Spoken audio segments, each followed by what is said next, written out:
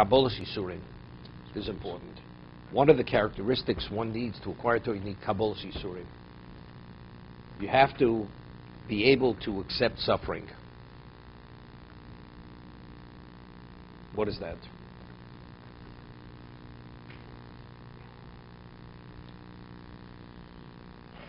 Right?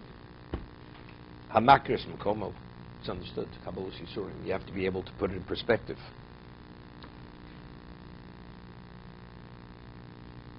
When a person accepts he's suffering with the right mindset, mind doesn't mean in the head, it means emotionally. What does that mean to say about the person? Firstly, he understands if a person needs some kind of therapy to recover from an illness, and the doctor's credible, he's happy, because he knows that therapy will assist his recovery. So Kabbalah Yisurim means that HaKadosh Baruch Hu is what? Is dynamis. If he's causing you to suffer, evidently there's an ailment, there's a problem that has to be corrected. And you're thankful for that he's providing it. So it creates a connection between you and God, having that mindset. Hamakris Makomo. You recognize your place. Again, there's no question this has to do with Anivus, because we said Anova before. But even though this goes evidently beyond Anova, you recognize your place. A person can be humble, but to be Makir Makomo, it's another level.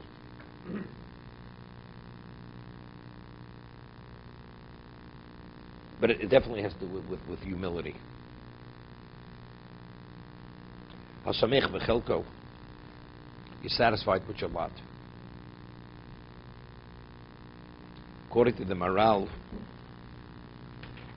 that we once said earlier, going back about 2 years ago, a person who's truly samech v'chelko, it's connected to Avos Hashem. It's not because that's just your personality.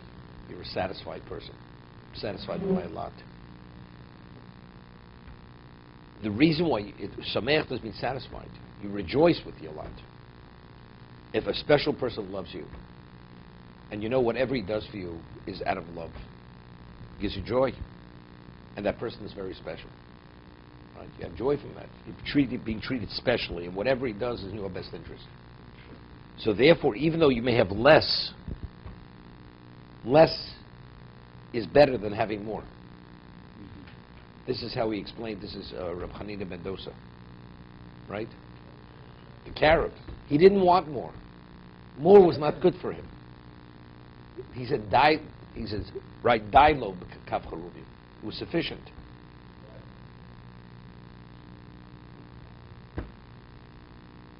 Okay?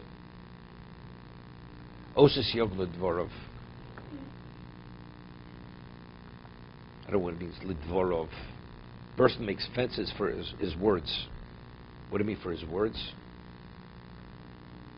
I don't think that dvorov means necessarily only his words. It means his behavior, his issues. Said it's not siyog. You can say he doesn't take vows.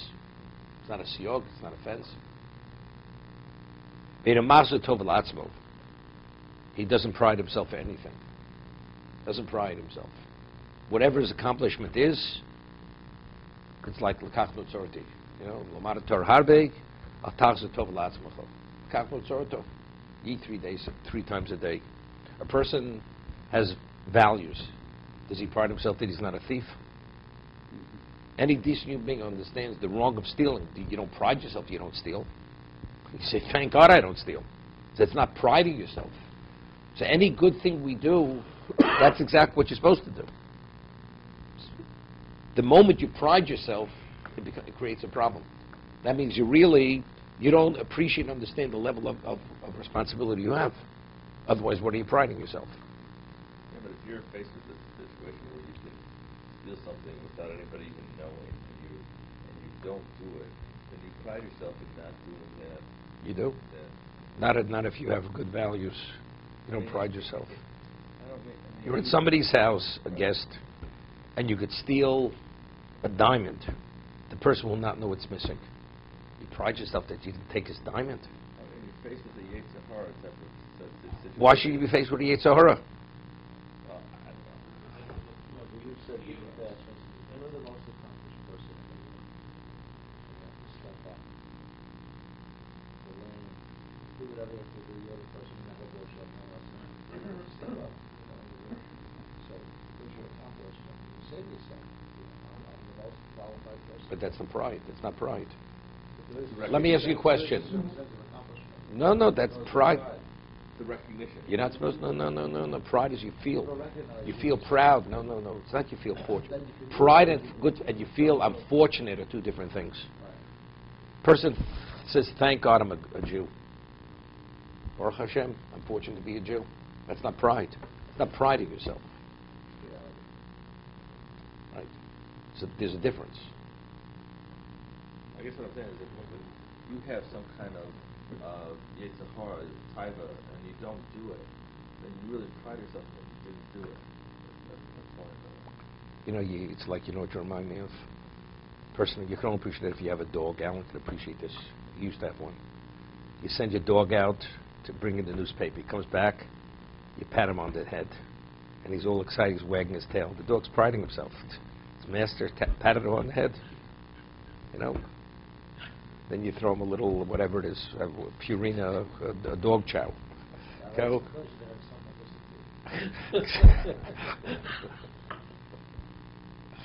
Exactly.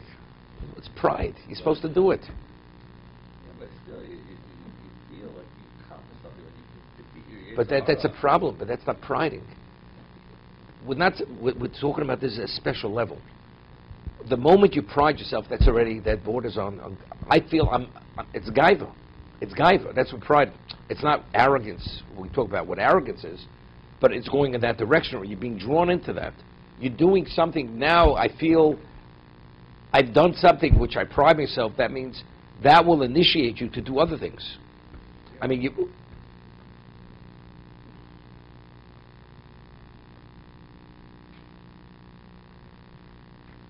Let me ask you a question. A person has food and he desires the food, and he's not supposed to eat the food because it's not kosher. It's not kosher. And he resists and he doesn't eat. You said you're pride. Then you find out the food was laced with poison. You say, "Thank God I didn't eat it." Do you pride yourself? After finding out do you pride yourself you didn't eat it? Or you say, "Thank God I didn't eat it." Right? Doing something that you shouldn't do, that's thank God I didn't do the wrong thing. Right? Person would try to coax you to eat it. I pride myself that I didn't listen when you found that it was poisonous. You say, "Thank God I didn't eat it." Right? If you put it in that context, with that perspective, there's no pride.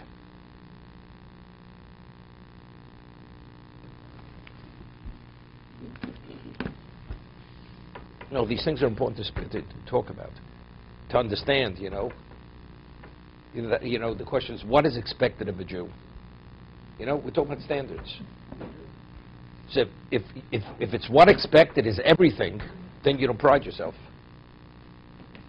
But you say what's expected means to be plus, just above zero. So anything higher than that, I pride myself.